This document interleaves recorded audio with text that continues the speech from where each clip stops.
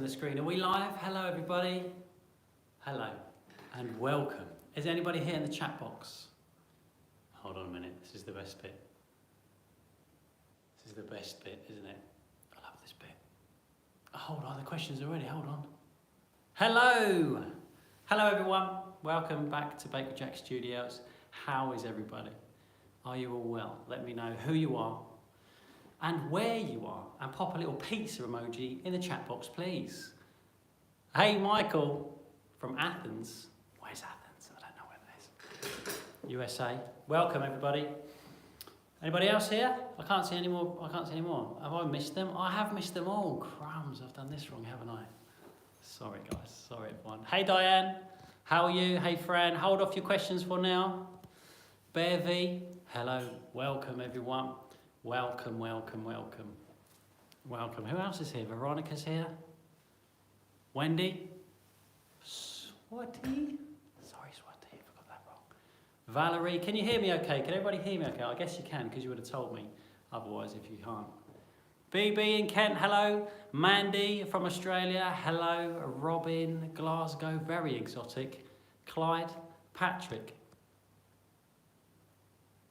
Divya and Callie from Sweden, welcome. All over the world, Nicolette from Netherlands. Hello everyone, loud and clear. Thank you very much, Mr. Person. Is that your real name, Mr. Person? Ian, hello. Hey everybody, welcome. I thought it might be nice to do a live every once in a while, because we've just been on a massive pizza marathon, have we not? The last live we did was about a month ago.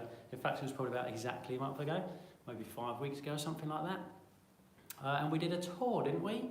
And I asked you what you wanted to see next on the channel, and everybody said pizzas. So I made like 5 or 6 pizza videos.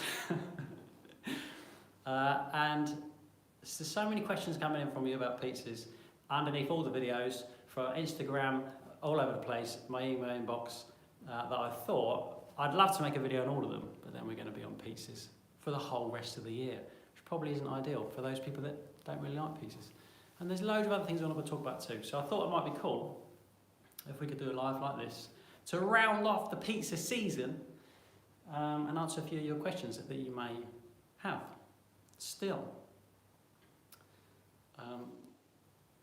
So that's what we're going to do. If that's okay with you. I've made a cup of tea.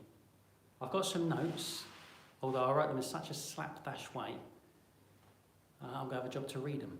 But if you can all hear me okay, which hopefully you can, we'll go ahead, shall we? So I wore this microphone last time, didn't I? And I watched the video back myself afterwards, because I like to watch videos of myself. It's just how I roll. And it was a little bit loud in places and quiet in other places. And my wife said to me, not in the same words, but she did effectively say to me, the microphone's not a problem. It's because you talk really, really loud and you talk really, really quiet afterwards. So I try and keep my voice on an even volume. And see how we get on. Roll that theme tune. Who said roll that theme tune? We're okay, roll that theme tune. Wouldn't it be cool if I could do that? Other YouTubers do that, don't they? Roll that theme tune. Press the button, theme tune rolls. That'd be good, wouldn't it? That's what dreams are made of. So, before we begin, housekeeping. Love a bit of housekeeping. Is it quiet for you, Gary Smith? Welcome, Gary. Gary, turn your phone up. Housekeeping. Housekeeping. We love a bit of housekeeping. Okay, so let's go. Just a couple of bits of housekeeping today. One of them is pizza playlist. I made a pizza playlist for all the pizza videos, because you must be pizza fans, that's why you're here. All the pizza videos in a pizza playlist, and I'll put the link underneath this video already. So after you finish watching this, you can click underneath and watch the pizza playlist, if there's anything you've missed out on. In the shop, oval baskets are due back mid next month. For those of you people waiting for sourdough oval baskets, they've been ages, and they're coming in next month. Also, I should be getting some bread knives soon as well, exactly like the one I got on the wall, which would be cool as well. They'll be going into the shop. And PayPal is now a thing for all of those of you asking me for PayPal, to add PayPal to the shop. I've added PayPal to the shop to make it a bit easier for everyone, and I hope that helps. So, I guess we'll get into the pizzas, shall we? Let me just have a little look, just checking here. France, welcome. Scott, welcome. Edward, welcome. Nancy, welcome. Okay, so a lot of questions you asked me was mostly about sourdough pizzas, which I could literally go on forever about. So if you haven't seen the videos yet, or you're due to catch up on some of them, we did a pizza start to finish video. We did a pizza shaping video. We did a pizza principles video, like that one, like a bit talking. And I did a pizza freezing and defrosting pizza dough one. And they're all yeasted. It was all the same dough. I did it all yeasted because that's how I roll at home. That's what I normally do. Sourdough pizzas works well, right? If you think about the pizza principle we spoke about before, we spoke about the fact that a pizza is a slow-moving dough. It's got minimum yeast in it. And so sourdough is basically perfect for pizza because it already is a slow-moving dough because it's sourdough. It is slow-moving anyway.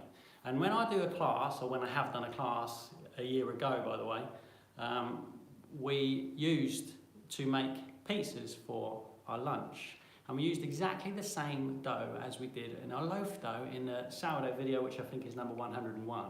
Exactly the same dough as our loaves, because we were making loaves. I made one extra loaf, cut it into 6, and then we had 6 pieces out of that loaf dough by just balling them up, letting them rest a little bit and puff, and then turn them to pizzas afterwards. And it works really well. So if you're making sourdough pizzas, a lot of the questions that came in were stuff like, how do I change this recipe to make it sourdough? Don't change the recipe to make it sourdough, just make sourdough and use that for your pizzas because it's already a slow moving dough. It's already got loads of resting time in the process anyway, and it make a wicked pizza with a puffy crust with a little practice. It's a bit boomy. I've got just a hint. Move this up my chest, is that better? I moved it away from my chest because I thought it would be a bit loud if it was close. Away from my chest? Up? I don't know. Hopefully you can hear me right. So listen, I hope everyone's all right. We here, as of this week, are a year down the line from the first lockdown.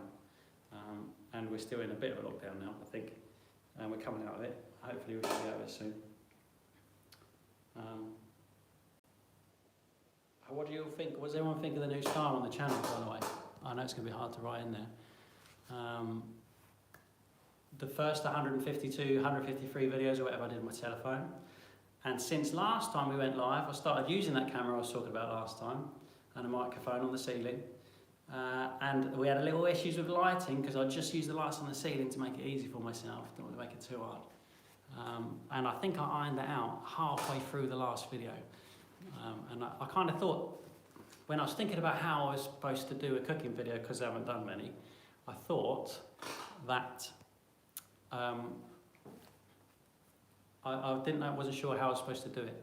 So I thought I'd make the stuff and then just sit down and watch the footage with you and talk alongside it like we were watching it together. I thought that would be nice. So I hope that it works out. It's kind of, I've learned a lot through the process because I'm using software now I never used before, and stuff literally takes ages. And a friend of mine edits videos and they're amazing. And I asked him, does it take hours to edit videos? And he's like, yeah, it does, mate, yeah. That's just part of the game. So I thought maybe if we could do 3 or 4 videos a month, and then on the last one we could do a little live just as a catch-up from the month. That might be a cool thing to do. Magnus, you're very welcome. I'm glad you like it. What's in my mug? Your new setup using your camera for videos look wonderful. Thank you very much. Lighting looks great. Love your new setup. Thank you. Because I never really know until it goes out. I kind of think of it as like, that's what musicians say, isn't it? When a musician writes a new album, they put it out to the world and they don't know what's going to happen. Except they take a year doing it instead of a week or a couple of years. That must be like how they feel. In the mug is peppermint tea. I just put a couple of mint leaves in and a bit of hot water because I'm a rock star. That's how we roll. I'm glad things look okay. I'm glad things look alright. You like the new style. It's a massive learning curve for me. I feel like I'm starting again from the beginning, which is nice because it's breathed new life into what I do. It's nice to be able to do it in a different way. Okay, so about pizzas. I've wrote down a few of your questions as we went along, as I clocked them on here, and so that we could talk about them today. So, I told you I wouldn't be able to read my notes, didn't I? I told you I've written some notes, but they're a bit slapdash. Okay, somebody asked me, how long can you leave your pizza dough in the fridge? You can leave it for ages. I left mine overnight. You can leave it 24 hours, 48 hours, and it'll get even better. I feel like after 48 hours, things might start getting a bit too puffy in there. If you wanted to maybe, if you were planning to leave something longer than 48 hours, well, it's a good thing to do because it makes the flavour amazing. Cut the yeast down a little bit more because otherwise it might get too puffy while you're not looking at it. So you can happily leave that dough that we made in the video for 48 hours. Any longer, cut the yeast down and you'll be able to go a little bit longer. And it really does make a difference because even that dough, I made one in that video. I made the pizza and I left the dough the following day and I made another pizza. It does get better in terms of crispiness and flavour. It really does. So it's well worth doing. Plus it's zero faff, is it? As long as you've got space in your fridge, just leave stuff in your fridge. That's what they do in restaurants. I mean, they just leave it in there for 3 weeks. Maybe not that long. But it's just left in there, you know, and it just matures and gets better and better. Dusting. Some people said to me, why are you not dusting with semolina? And you can dust with semolina. I find semolina is helpful if you've got especially sticky dough, if your dough's getting especially sticky. If you're experimenting with sourdough pizza and it's really, really sticky, if you dust with coarse semolina, it's kind of like sand, but a more appetising to eat version of sand, because you wouldn't eat sand. It doesn't have the texture of sand. I'm talking about the particles of the semolina itself. Then, if I imagine it in my head as these little kind of bits of sand that just lifting the pizza base up off the stone a little bit, and it all sticks to the edge, and you get properly crunchy because of that semolina. You get crunch from the crust itself, and you get a little bit of crunch in your teeth from the semolina, which is really lovely as well. And it's a nice, I don't normally do it, I normally just go with flour, but it can be done. Sometimes I do it, and it's really nice and crunchy, and it's a kind of different, almost a different style of pizza entirely, just by dusting with coarse semolina instead. It's really lovely. Oh yeah, I baked some. You see me on Instagram, I baked some, because I had so much pizza dough around, and my wife said to me, we need some bread for dinner. And I was like, yeah, okay. Actually, she said, did you make that bread for dinner? And I went, no, don't worry, I'll sort it out. And I had a couple of dough balls left over. So I put them on a bit of parchment paper and let them puff up, and I baked them through the oven. They were 48 hours in the fridge, and they come up really lovely, crusty, slightly blistered on the crust, which is really nice, and really soft in the middle. And I popped a picture on Instagram, the one with a little sunshine stencil on the top. And it works really well. So if you don't want to keep your pizza dough in the freezer, however, you've got no space, leave it on a bit of paper for a bit and bake it in the oven after you're done with all your pizzas. And you just got some couple of delicious rolls. Like, they're quite big because it's quite 165 grams of dough is quite a lot. But they'll be wicked delicious. Oh yeah! Another thing is, the trouble with, I feel like I strayed into different territory. As soon as I started using the camera and using editing software, I'm always straying into the territory of other people, what they do on YouTube, right? And the only reason what I do has been what I do for so long is because I've only used my telephone and I've been busy and flat out doing other things, and I've filmed a video here and there when I can do it and however I can do it the best to get some help across in the only way that I know how to do it, right? And then the trouble is, when I have all this stuff and I have a kitchen do stuff in now and I'm filming a pizza making video, there are thousands of pizza making videos on YouTube. Thousands and thousands and thousands. And it's difficult not to look at those and go, that's a really nice video. Mine's a bit redundant. It's difficult not to do that. And I'm sure you appreciate seeing my take on the thing. But it's hard when you break it down. It's a pizza video and there's many others. And I found that tricky, kind of steering into that territory, and also because I was learning so much, I didn't want to lose the little bit of me that we put into the video. And I think I might have done it a little bit on that video, but I'm going to change things up a little bit, and I'm very aware of that happening. And it's something I noticed when I was seeing other pizza videos is about the mozzarella. I dried the mozzarella out because I didn't want a big puddle on my pizza, yeah? I didn't want it to go soggy on the base. That's why I dried the mozzarella out and I left it overnight in the fridge with paper on top to dry it out.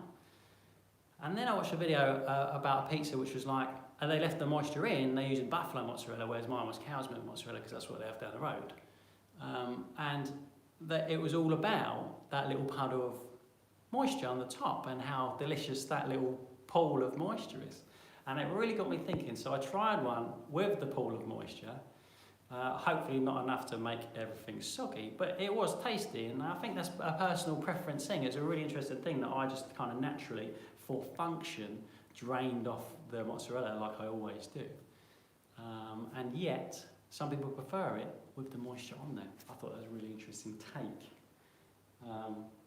And another interesting thing is when you're making a video and put on YouTube, don't look at everybody else's videos. Don't do it to yourself. So listen, I think we're going to open it up now. I don't think there's any more housekeeping. I think that's all the notes that I had for today. So I think if you've got questions now, I'm just going to have a sip of my tea. I'm going to have a sip of my tea and then I'll have a look.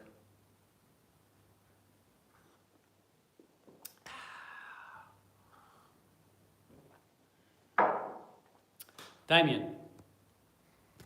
All right, let's go. Damien, have you ever frozen sourdough pizza dough? It never works for me. No.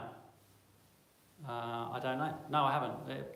Maybe it doesn't work because it's sourdough. Maybe the yeasts are a bit more delicate in there. They can't hold up to the freezing, or maybe it ferments too much on the defrost. I've not done it. I always go yeasted pizza, unless I'm in class, because we've got sourdough and we make sourdough pizza out of it because it's wicked, because it's there. It's really good. Nancy, dough didn't rise up in the fridge. I take it your dough didn't rise up in the fridge. Okay. Maybe your fridge is a bit colder than mine. I don't know what temperature mine is, but it could be a little bit colder. There are loads of things with bread making that's different to me and you, and I'm very aware of this at the moment because I'm doing a big project over there that involves me writing a lot of recipes for everyone to read across the whole globe and do in their kitchens at home, right? And there are things that are different from me to you, wherever you are on the planet, like the temperature of your room, or the temperature of your fridge, or the activeness of the yeast you can get hold of and stuff like this. There are inconsistencies here, so they probably require a little bit of practice. But if your dough did nothing in the fridge and continues to do nothing if you leave it out and it does nothing in the bowl, the yeast is no good. If, I'm just going to stop this stream from going off so I don't miss everything. If it does do something in the bowl and does nothing in the fridge, your fridge might be a little bit chilly, so take your tray of pizza dough out and leave it on the side of it just to come back to life before you make your pizzas. Have a little check on it a couple of hours before you want to eat. It's a good idea. And then leave it out on the side a little bit, let it puff up a little bit more. Hopefully it will, if your yeast is okay. Blobs of cream cheese on a pizza is awesome. Tip from Gail Stubbing. Thanks, Gail. I can get on board with that. Actually, I quite like cottage cheese, but don't tell anybody, that doesn't leave this room. We do all have our own tastes, we do. Katie, let's see what Katie's saying. When I took my dough out of the fridge, it collapsed. I guess I have to reduce the yeast. Yes, you could. Or should I have not put the dough in an airtight container? Would that make a difference? An airtight container, oh, wow. Quite possibly, because theoretically, I think on some level yeast makes warmth. Scientists, please correct me. I don't know if it makes enough warmth to make a difference, but perhaps if it was in a sealed container and you sealed in outside air and the yeast was making warmth, then maybe it would have puffed up too much. Next time, I don't know, reduce the yeast or turn your fridge down a notch or leave it for less time in the fridge. I don't know what time you put it in there, what time you got it out, but reduce the time or reduce the temperature. That's probably your best bet, or reduce the yeast. It's all about getting to know your own fridge, right? I talk a lot about getting to know your own oven, because that's an inconsistency from me to you. That's something you have to work out and you have to learn. Same about your fridge. What time you can put it in the fridge for tomorrow, when you know it's going to be still good. These are all things to learn, which are different from me to you. And this chat just goes, and I literally miss everything. It'll scroll right back up to the top. The fresh mozzarella I get here isn't extremely watery. Splendid diet. I'm happy for you. If that's what you like, unless you like the watery one, in which case, commiserations. Question, I have a request video, a focaccia video, please. Okay. I've acknowledged the focaccia video request. That's not like, I can't do it tomorrow, because I've literally got no clue. But I'll make a note of it. I love making focaccia, and I think it's one that I've made the most in classes, because we used to always have it with our lunches. So I've got a recipe that I'm really quite proud of at this point. I'll put it on the list. How do you make pizza dough and cook it the same day, i.e. not overnight? FB. Well, FB, you make it and you make your pizza on the same day and eat it. You can do it. I did it last week. But it benefits from time in the fridge in terms of crispiness and flavour. You will still make a nice pizza. You'll still make a nice pizza if you don't leave it overnight. You really will. If you homemade a pizza, it'll still be a nice pizza. It just won't be as crisp and as flavourful as if you had left it overnight. But that's absolutely fine and acceptable. I do it all the time. If I'm at home and I haven't put the pizza dough on and I think let's have pizza tonight, it happens. It's just part of the game. It still makes a nice pizza. Oh, that's what I was going to say. I'll do a few more questions and then I'm going to make a note of this other thing that we... Hold on, so I don't forget it. It's about freezing rolled out pizzas, by the way, if you're wondering. That came up a lot, and we'll talk about that in a bit. I'm very aware of all these questions coming in. Scroll up, scroll up, scroll up. Crumbs. If you are making sourdough pizza, can you still do a long rise? Yes, because it's sourdough, and sourdough naturally is slow moving anyway. Yes, you would do a long rise, because that's what that's the characteristic of sourdough. Any chance in making a homemade pizza without pizza stone, with a good marbling and crust? Marbling? Is there any chance of making a good homemade pizza without a pizza stone and get the same effect? No, you won't get the same effect. You can still make a nice pizza on a tray, but you won't get the same effect as a stone, because a stone is a stone.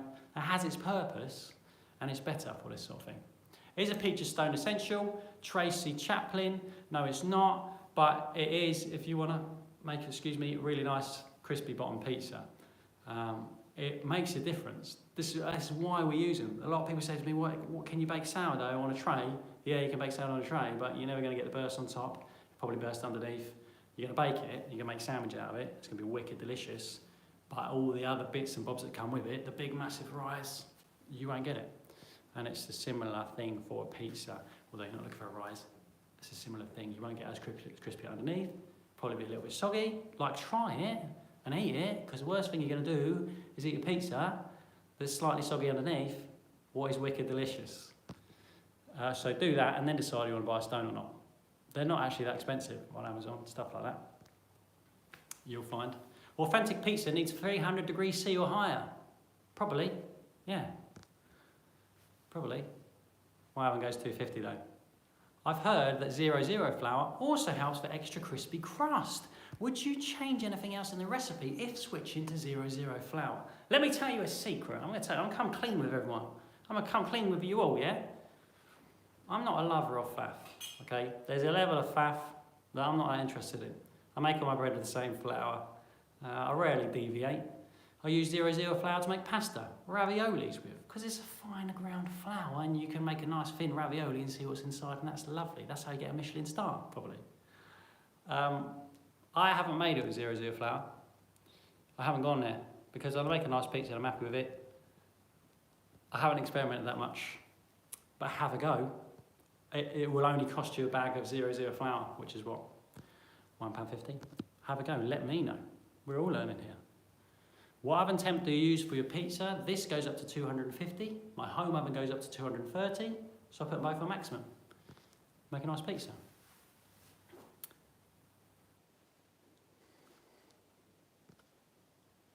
Okay, I'm going to come back to that one, I think. Good morning, Baker Jack. Good morning, from Hey, It's the evening. What are you on about? I love stuff like this. I have a really, really hot weather here in Paraguay. How much can I cut my yeast?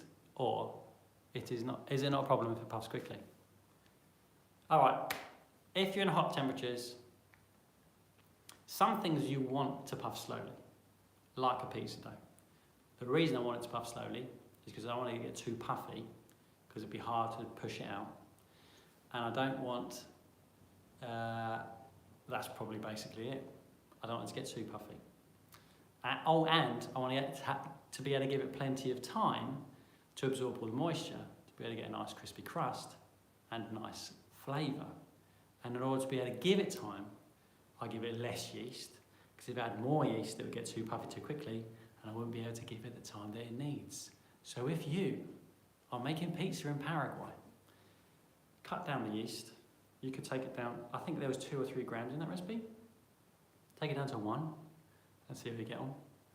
You might want to do the bulk ferment in the fridge anyway, because that's the only bit that doesn't happen in the fridge. The rest should be put in the fridge anyway. All right, I hope that helps. Jack, have you tried your pizza dough in a pizza oven? No, it's still on the shelf. Still on the shelf up there. I kind of thought I was pushing the limits a little bit if I did another pizza video, doing a pizza in a pizza oven. So maybe we'll have a little break from pizza and do it later down the line. It seems like the world's gone crackers for pizzas at the moment, because last time we was here and I said, what should we do next, everyone? You guys all like, pizza, don't make a pizza, make a pizza, make a pizza. Hence, 50,000 pizza videos. My fridge dough stayed out too long and the pizza never browned. Why is that? Well, Swati, sorry. I guess the question is, does it normally brown? Because if it normally browns and it didn't brown that time, well then it's probably because your dough stayed out too long. I don't know. It's probably something to do with sugar and the breakdown of microparticle molecules. I don't know. I'm guessing. I don't know. There's many things at play here. We're using a stone. How hot is your oven? Did you heat up your stone for ages before you put your pizza on it? You know, did you do it? Do you normally do it and it comes out right? And this one time it didn't? Because if that one time it didn't, that's probably why it went brown. And you've just learned something now. That if you do leave it out for too long, then it won't go brown. And you've taught us all a valuable lesson. How do you save a pizza when it gets stuck to the peel? Yes! I find that I always ruin the shape trying to shimmy flour under it. Lol. Wow, the bagel slinger. Sometimes I think some people's names on here aren't their real names. I have my sneaking suspicions, but I will take your word for it, bagel slinger. I always do my pizza on parchment paper, which is all very well and good in an oven like this, because you just slide the pizza into the oven. But if you're outside and you are making an oven with fire inside, it will immediately burst into flames, like those little Rizzlers that magicians have. You know the ones? Poof, magic, a dove. It will probably immediately set on fire. You need to be fast when you're topping stuff off. Semolina will probably help you out if you dust your peel with semolina.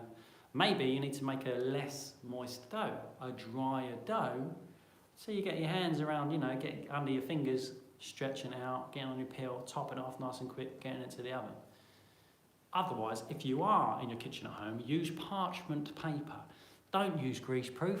Don't buy greaseproof for anything. I don't even know what greaseproof paper is for. It's completely pointless. Parchment paper, because greaseproof will stick like crazy. That's not what you want. When I made your pizza dough, it got too puffy in the oven. I prefer thin crust pizza. Did I do something wrong? No, Lois. You didn't do anything wrong. I made a pizza a couple of days ago after I made that pizza video. It got well puffy on the edge, and I was like, yes. Maybe it's a case of well, did you do something wrong? I guess the real question here is, did you like the pizza? Because if you got puffy and you liked it, you did nothing wrong. If you got puffy and you didn't like it, perhaps you did something wrong for you. So maybe try and push it out a little bit thinner. Avoid the rolling pin at all costs if you can. Push it out a little bit thinner next time maybe. I don't know. Take it down a notch as much as you can with your hands. Stretch it out nice and thin. Hope you won't get too puffy. I feel like mine never gets too puffy because there's not enough dough to get the big puff. You know what I mean? Because it's so thin and big. You know what I mean? Do you have a good crumpet recipe? That would be so cool. Wouldn't it be cool, Katie? No, I don't. Sorry. I made crumpets one time. I couldn't be bothered with it. I just made one giant crumpet in a big, massive pan. It got stuck and I turned it out and cut it into wedges. It was awful. Don't do that. Don't be lazy. Put the time in. Don't listen to me. Put the time in. All right? Do as I say. Not as I do. It says live pizza chat. Where's the pizza? Are you eating? Who's eating pizza now? Is anyone eating pizza? I should have made a pizza. It does say pizza chat though, to be fair. Deep pizza. I love your humour. Thank you. Sometimes I think I'm too funny. That's the problem. Oh! No, it doesn't make sense. Rice flour, somebody suggested rice flour instead of baking paper might help you out. I never have rice flour because I don't buy a bag of rice flour just so I can dust stuff. It just doesn't feel right. When does basil come to the pizza? Should it be fresh or put in with the other toppings? That depends if you're going to post a picture on who asked the question. Playana. Playana asks, should I put basil in on top of the pizza before you bake it? Or should you take the pizza out of the oven and then put basil on it? Well, it depends on whether you're going to post a picture on Instagram. Because if you're going to post a picture on Instagram and you put the basil in first, it's all going to go black. Not going to make a nice picture. Take it out, put basil on it, it will be green for a while and then it'll go black. Let it cool down, then put basil on it and then take a picture for Instagram. It's up to you. I don't normally have basil anywhere. I didn't put it on the pizza in a video. I should have done. That would have really made it perfect, wouldn't it? I guess it's up to you. Some people do both and put it in before and after. I feel like I'm just sitting and reading questions and just not giving any answers to any of them. Okay.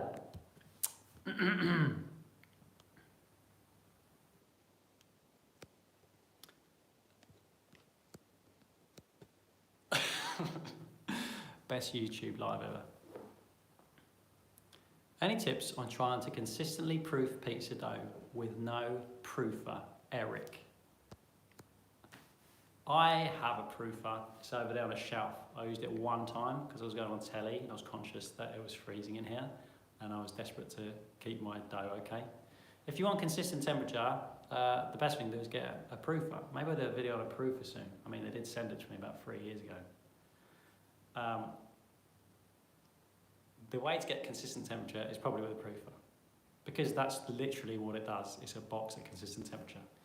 I never do it because it's an additional faff and I'm not really that particular about things in that sense. I'd rather just go with the dough. So I guess the answer is no, there is no way of getting consistent temperature without a proofer unless you have another consistent temperature box. What isn't a proofer? Like a seed sprouter from the garden centre. Crash Chris just had a pizza. Delish. Everyone, let's all clap up. Crash Chris. Because Crash Chris is actually eating pizzas. And we're just sitting about drinking mint tea like it's cool.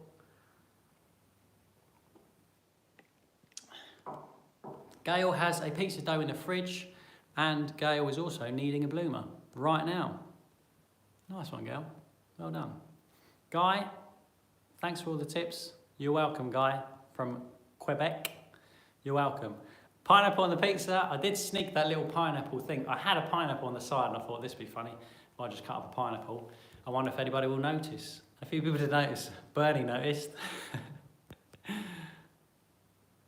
Paula eats her pizza with one hand and Basil in the other one.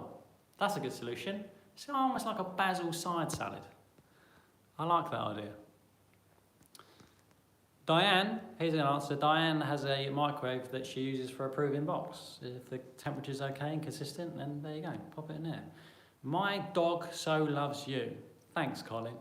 That's really kind. She's staring at the screen and wagging frantically. That's wonderful. Proofer? Prover? Don't know. All right, one thing I wanted to talk to you. Joanne. Joanne Wilkins has just answered a question about the person saying earlier about a baking stone. You can use a frying pan. She says, replying about your comment about the oven, try using a frying pan. Yeah. You can do it in a frying pan underneath on the bottom and then pop it under the grill. Grill the top. I do that with naan breads and it works really well. Recipe on the blog. So the other thing I was meant to talk about the other day, Carrie, nice pizza emojis, thank you very much. Pino, notice the pineapple as well. I'm thinking of, let's just do one more before I talk about what I was about to talk about because I just spotted it. Shake and bake, I'm thinking of getting a tattoo. Would you recommend a pizza or a bread image or just your face? If I was you, I would just get my face on it. Really big. On your neck, just there, so everyone can see. Please don't do that and send me a picture on Instagram, please. I am not responsible for your choice of tattoo, whether on your neck or anywhere else on your body. Okay, so the other day we did the freezing dough ball thing, where I froze a dough ball and defrosted it. I made a pizza, and it was fine. And it prompted a lot of people to say stuff like, what if you pushed out that pizza dough and froze it like a disc, right? Funnily enough, I had done that. And I've been eating them this week for my lunch to see how they've been coming out. And it works like it works. You can do it. So what I was doing was I pushed out the pizza, put on some parchment paper, and froze it in the freezer, and then put it in a Ziploc bag big enough to put a pizza inside. And then when I needed it, I'd take it out, leave it on the side for a bit to defrost. And my suspicions told me that it was probably going to get a bit wet and soggy underneath because of the science of condensation. And they did get a little bit soggy underneath. But what I noticed the most was when I topped it off and baked it, it never got that puff on the crust. It never happened. It just kind of stayed where it was and baked solid. And it was really quite doughy and not very nice. And then people started asking me questions like, what if you part baked the pizza, topped it, and put it in the fridge just to finish it off, in the freezer, just to finish it straight from the freezer. But here's the thing here's the issue I have with that, is that now you're kind of straight, you just recreated a supermarket pizza. A supermarket, stone-baked, taste the difference, Tesco's finest pizza, yeah? You've literally just made that and popped it in your freezer. And so then I feel like, what was the point? What's the point of that? Because it's never going to be as crisp as a piece of dough that you just slide straight onto a stone and bake it from fresh, whether that was previously frozen ball of dough or not. It's always going to be a part-baked pizza, took out of your freezer, put into your oven, not unlike what you would buy from Waitrose and Taylor. And that's why I've never tried it. But hey, if you want to do that, try it. Diane has done that. Press it into a disc, pre-bake, then freeze it, but not topped, just the dough. So just have plain dough. That's a good idea to do, I suppose, because then you've got plain dough in the fridge, you can use whatever you want. You can just make a sandwich and just fold it in half. That's how I would roll in that scenario. And that's my thoughts on doing that anyway. That's what I thought earlier. I don't know if that was useful to everybody. But there you go. I'm just going to have another sip of my tea. What time is it? Oh. So I don't know how long we'll stay here for. We've been like 40 minutes already. No, not a sandwich, Diane says. Sorry, Diane. Fried egg, massive fold up fried egg sandwich. Yeah, no talking.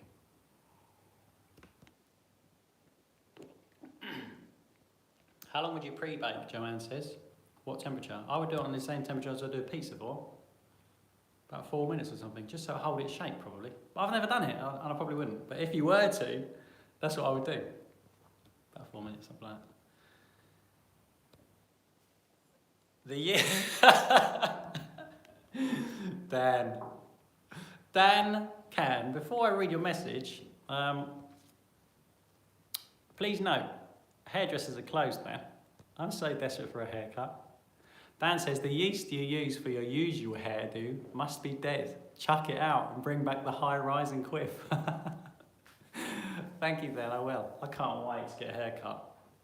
Hairdressers, I think we've all realised, are proper heroes. They make us feel like human beings after a long time of feeling like a scruff bag. They bring back that feeling of actually being a human being. I can't wait. Do I pre-bake? Juiced says, here we go. I do pre-bake with sauce only and slightly undercook and use next day without freezing it. Then, so Joe pre-bakes the base with sauce on it and nothing else, undercooked, just part baked, and then bakes it from the fridge the next day. That's fine. Juiced, sorry. Did I say Joe? That's fine, but then I'm thinking to myself, you could have just left the ball in the fridge and done the whole thing the following day. Unless you ain't got time to do the whole thing, I don't know. Maybe that's helpful. Hey Ingrid from Cairo, sorry I'm late. I was been waiting for you, Ingrid. We've all been sitting here, looking at our watches. Where's Ingrid? I still haven't got my watch done. Look, the watch shops are closed as well. We're all waiting for you, Ingrid. We were waiting to start. We can start now, everyone. All right, let's start.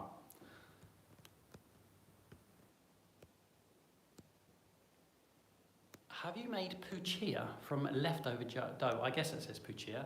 I think, isn't puccia like a sandwich that you bake inside the pizza dough? Puccia, I think I saw that one time. Terry asks that. Thanks, Terry. Puccia, somebody put that in there. When I get down to there, I'll see it. Jack, what would you never put on pizza as a topping? Pineapple. Pineapple's acceptable. That's fine, I don't mind. What would I never put on a pizza as a topping?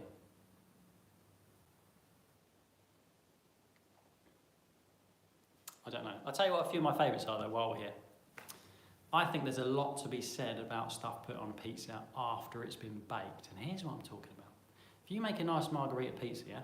No. If you make a nice pizza with sauce and mozzarella on it, and this is what I always do this one in my class because I really like it, and then put on a little bit of fresh rosemary before it bakes, and bake it. And then take it out, top it with loads of dressed rocket, dressed with balsamic vinegar, olive oil, sprinkle. Not parma ham, the other one. Speck, which is basically like a smoked parma ham. I'm probably committing sins all over the place.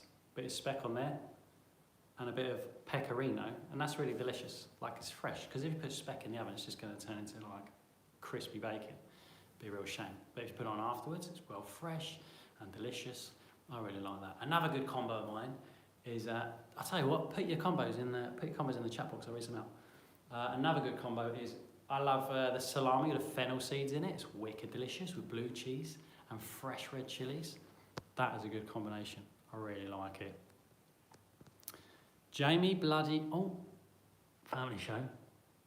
Jamie Oliver is putting grape on it. What a loser. He's not a loser. He can put grapes on a pizza. I don't judge for grapes.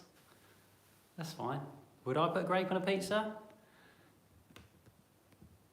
Maybe. Dan Cycles.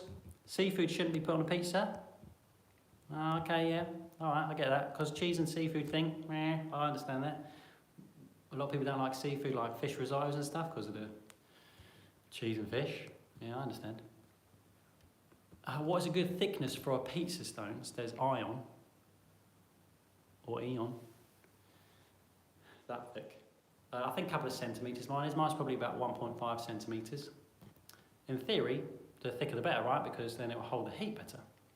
But it's going to be really hot and really heavy, so have a think about that as well. Mandy says cream cheese, lemon peel and prawns. Just to put a bit controversial into the chat box. How do you feel about that? 3 cheeses with cream, lovely Terry. Invisibles, chorizo and olives, very nice. You know, I like it when instead of getting like the sliced chorizo, you get like the big chorizo, break it up into chunks. I quite like that. You can make sweet pizza with Nutella. Only after the base has been baked. Yeah, you can do that, yeah. Jamie Oliver probably does that. It's probably quite fun. Friend grapes are really good. Okay. Clam pizzas. I've seen clams on a pizza before, yeah. Nice combo. Cheese and basil, yeah, got it. Fried grapes. Roquito peppers and pepperoni. Nice one, Tracy. Andrew. Potato and rosemary. Yes, potato and rosemary. It's really lovely. Really lovely. When people hear potato and rosemary for the first time, they're like, what are you on about? It's just a potato. But potato and rosemary. Barbecue beef, lots of mozzarella. Okay.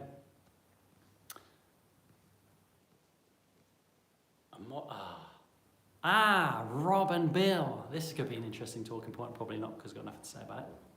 As usual, says modernist cuisine calls for cooking steels. It works well. You can get breadstones and bread steels. I've got a steel in there on a shelf. Works really well on the shelf. You can put things on it and stuff doesn't fall down the gaps and stuff like that. It's great. It works. I haven't put them to the test, and I probably said that last time. Perhaps I should do that. I've got a pencil in my ear today, just in case. I don't want to upset anybody today, so I put a pencil up there.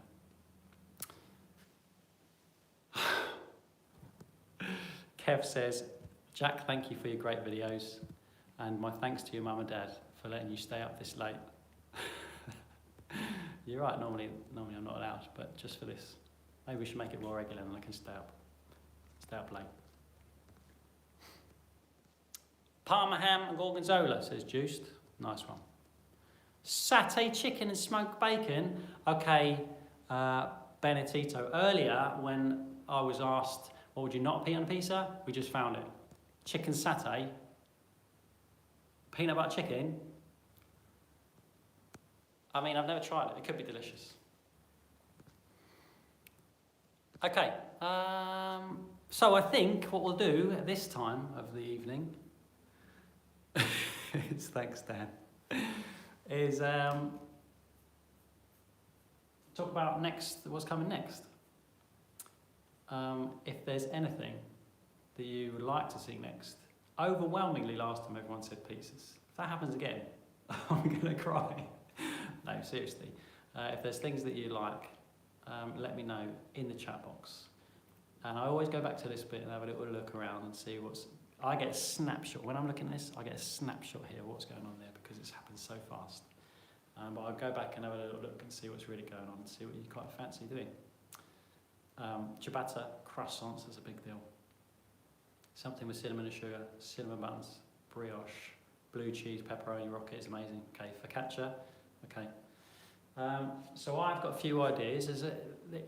I'm busy in a way here doing things, and I've got quite a lot on. And a few ideas that have struck my mind, which I could bring you. I think were interesting learning points for me. And every time I learn something, I think to myself, right, this could make a nice video, because if it's interesting to me, it's probably interesting to you as well. And one thing I did the other day is we still can't get the stuff that you need sometimes in the supermarket at the moment. And I got a load of flour from the supermarket, own brand flour, and I made bread out of it. And I learned a massive lesson out of it. So I think if I can, we'll do like a comparison of supermarket flour and a branded flour. And I will talk about the thing that I found out, the reason it came out like it did. Because it was a little bit sneaky. I must admit it was a little bit sneaky. I had to do a little bit of investigating to find out why what happened. I'm being shady about it because, spoilers, isn't it? I mean, so I think I'd like to bring you something like that. There's a couple of other ideas that I have written down. when I think of such things. And I also don't want to get kind of the start to finish videos takes so long to do and so long to edit. Got a lot of stuff on, so hopefully we can get the balance right and do a few more of these live sessions, and that would be great because there's less work involved in this for me, and I think it's a nice thing to do every once in a while. We get to know each other, yeah? We get to know each other. So it's always a bit awkward. I'm rounding off at the end, isn't it? It's always a bit awkward. Is there nothing else in here? There's lots of people talking to me about Patreon. It's something I've been thinking about, is to do a Patreon. And I'm just trying to think of what might be of value to you that I can offer you additionally that you might benefit from. To patrons, is it patrons or Patreons? People that are signed up to Patreon, basically. So that's on my mind as well. It's all ticking over in there in a big soup of whatever's in there. But that's what I'm thinking about at the moment. So I'll go through a couple of these quickly, and then we'll call it a night, I think, shall we? Because I could literally talk into the night, but I'm going to get told off because it's getting late. It is getting late. Grissini. Paula says Grissini. Isn't it about... Okay, yeah. Terry Clarkin says, isn't it about the protein in the flour, what I was talking about earlier, about flour, supermarket flour? Yes, it is about protein in the flour. Something sneaky going on the back of the packet. Gary Smith, plain flour mixed with bread flour. I did in the Bread SOS series about plain flour bread. I made bread out of lots of different flours. And while we're talking about the Bread SOS, actually, there is still a Bread SOS email address. I can't keep on top of everything that comes in. So if you write a question to me and send it in there, you'll get an automatic response saying, thank you very much, I'm really sorry, but I can't respond to everybody one by one like I used to in the olden days. But your email is looked at, and I gauge on there the kind of things that you're interested in as well as on here. So it is useful. But just bear that in mind, if you're writing to there, I don't want you to write an essay and then get an automatic response and be like, that's annoying, because that is annoying. I understand it, I appreciate that. But I do look in there for things and answer a few quick ones if I can do. Okay, there's loads of stuff in here now that I can have a look at later on.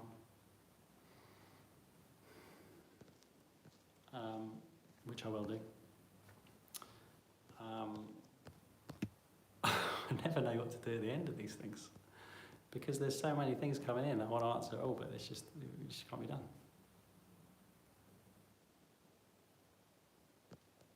Maria, I'm not able to buy strong white bread flour here. Maria, watch the Bread SOS one where I made a load of different breads with a load of different flours, and just try with your flour. If you can just, I think the best thing to do when you're trying out flours is make something small that your heart's not going to be completely broken to smithereens if it doesn't go quite right. Make some rolls or something small that can puff up nicely. Bake quickly. Don't put your heart into a whole big, massive, lovely, majestic looking bloomer only for it to come out really heavy. Play it safe. Do some little rolls in a high-sided tin so they can't really go anywhere. And that might be the best thing to do. Do you read back the chat after? Yes, I do, Paula. I will read it back after because because I can't keep up with it all. Anyway, listen, thank you very much everybody for being here. As always, it's lovely to have you. I think this is a really healthy thing for me to do as well because I think what a lot of people don't realise is that if I'm chatting on Instagram to everybody, or I'm here with you, or I'm on the TV, or I'm talking to a camera, when that camera goes off, it is just me by myself all over again. And there's nowhere to go. You can't go down to the pub with your mate, whatever.